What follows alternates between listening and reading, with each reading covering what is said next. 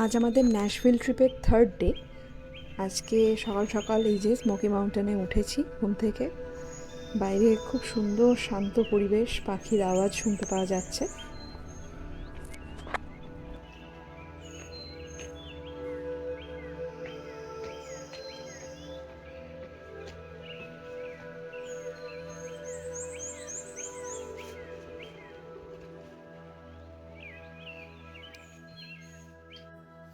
এমন সময় তো বাবা সকালবেলা ঘুম থেকে উঠে বাইরে দেখছে।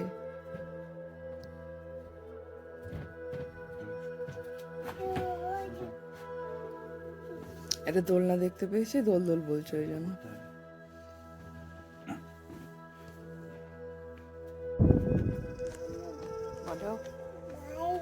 বাইরে এসছো তো?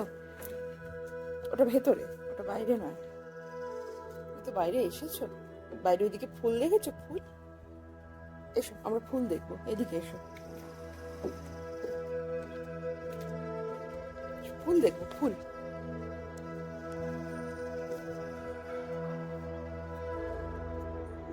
এই দেখো কি সুন্দর ফুল, এই যে এখানে কি সুন্দর ফুল, দেখো দেখো দেখো।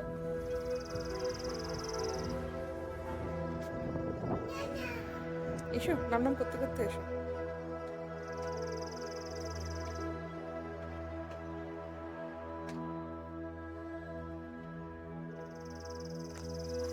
রুতানের সকাল সকাল নাম নাম হয়ে যাচ্ছে, এরপর আমরা বেরোবো।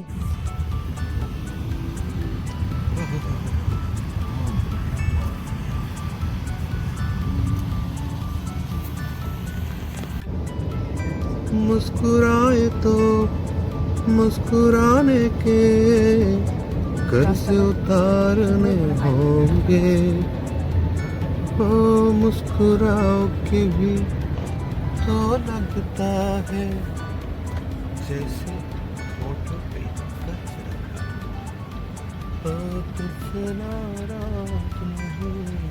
গাড়িতে আমাদের সবাইকার আড্ডা, হাসি, গান এসব চলছে। अंदर से कुछ नहीं दिखा जा रहा। এখন আমরা স্মোকি মাউন্টেন ন্যাশনাল পার্কের ভিজিটার্স সেন্টারে এসে পৌঁছেছি। আশেপাশের জায়গাটা খুব সুন্দর, এখানে তাই বেশ কিছু ছবি টবি তোলা হলো। আর একজন তো পুরো হেঁটে পা পা করে একদম অস্থির। তারপরে এই ভিজিটার সেন্টারের ভেতরে ঢুকে একখানা সফটওয়্যার কিনেছেন নিজে পছন্দ করে। কি কিনেছো এটা? এটা মিমি না বাঘ? তুমি বাঘ কিনে এনেছো? হ্যাঁ, স্মোকি মাউন্টেনের বিয়ার দেখানো হচ্ছিল, কালো বিয়ার, সেটা রেখে দিয়ে ননো করে এইটা তুলে এনেছে। আর ওখান থেকে ওকে স্টিকার দিয়েছে, এই যে ফক্সি স্টিকার। কথা হয়েছিল যে স্মোকি মাউন্টেনে আমরা পুরো সময়টাই একদম রিল্যাক্সড কাটাবো, নয় গাড়ি করে ঘোরা হবে আর নয়তো ওই সুন্দর এয়ারবিএনবিটায় বসে বসে সময় কাটানো হবে আর কি। কিন্তু এই ভিজিটার সেন্টারে ঘোরার পরেই আমার সঙ্গে বড়সড় জালিয়াতি হয়েছে। আমাকে না জানিয়ে এমন একটা জায়গায় নিয়ে যাওয়া হয় যেখানে একটা চরম হাইক ছিল, এবং মানে হাইকে তো আমার বরাবরই অবস্থা খারাপ হয়ে যায়। এই রাস্তাটা অত্যন্ত স্টিপ ছিল এবং আমার পুরো দম বেরিয়ে গেছে। জায়গাটার নাম হচ্ছে কুয়োহি। এটা highest point in smoky mountain, কিন্তু মানে ওই জায়গাটায় মানে পৌঁছাতে অনেকটা হাঁটতে হয়েছে। হয়তো মানে ডিস্টেন্স ওয়াইজ খুব বেশি নয়, আমার ঠিক মনে নেই, বোধহয় 2-2.5 মাইল মতো কিছু একটা হবে। কিন্তু একটা স্কাই ওয়াক অবধি পৌঁছাতে হবে হেঁটে। কিন্তু সেই যে পৌঁছানোটা, সেই পৌঁছানোর অবধি একদম স্টিপ রাস্তা এবং দম বেরিয়ে গেছে আর কি হাঁটতে গিয়ে। এই হাইকটা শুরু করার একদম মুখে একটা ছোট্ট রক ক্লাইম্বিংয়ের জায়গা আছে, সেইটাতে সব বাচ্চারা নিজেরা উঠছিল আর কি। সেটা দেখে আমাদের মস্তানও ওঠার চেষ্টা করছিলেন। ওনার যে সাইজটা একেবারেই ছোট সেটা তো উনি নিজে বোঝেন না, কিন্তু বাবায়ের হাত ছাড়িয়ে দিয়ে নিজে উঠবেন এরকম ইচ্ছা।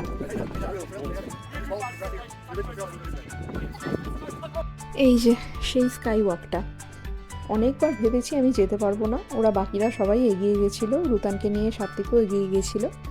আমি বারবারই বসে পড়েছি, বলেছি আমার দ্বারা আর সম্ভব হবে না।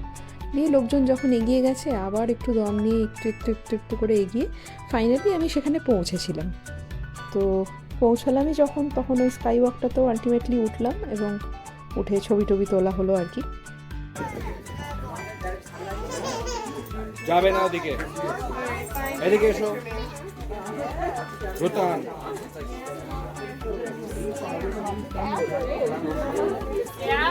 এই যে স্কাই ওয়াকের রাস্তাটা, আর ওপর থেকে নিচেটা দেখা যাচ্ছে এইভাবে। এবার আমরা নেমে পড়ছি।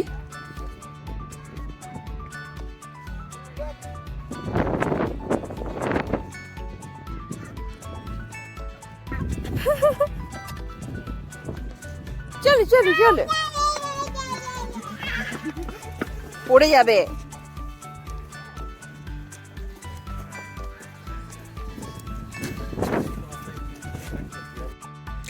ফেরার পথে টুকটাক কিছু ছবি তোলা হলো। রুতান এই যে জঙ্গলে গিয়ে দাঁড়িয়ে পড়েছে, আশেপাশের জায়গাটা কিছু ছবি টবি তুলে নিয়ে ফাইনালি আমরা ওই ন্যাশনাল পার্কের জায়গাটা থেকে বেরিয়ে পড়লাম। এইবারে আমরা বিকেল বাড়ি ঢুকেছি। এয়ারবিএনবিটা একটা হট টাব ছিল, ঠিক বাড়িটার বাইরেতেই, একদম মানে ওখানে বসলে পুরো পাহাড়ের দৃশ্য দেখা যাবে, এরকম প্রকৃতির মাঝখানে একখানা হট টাব। তো ঠিক হলো সবাই মিলে ওটাতে নামা হবে। সবাই মিলে নামা তো ওই আর কি, রুতানকে নিয়ে নাজেহাল অবস্থা। তো কিছুক্ষণের মধ্যেই আমি উঠে এসেছিলাম রুতানকে নিয়ে, কিন্তু যেটুকু সময় ছিলাম রুতান খুব আনন্দ পেয়েছে। তো এইভাবেই আমাদের থার্ড ডেটা শেষ হলো।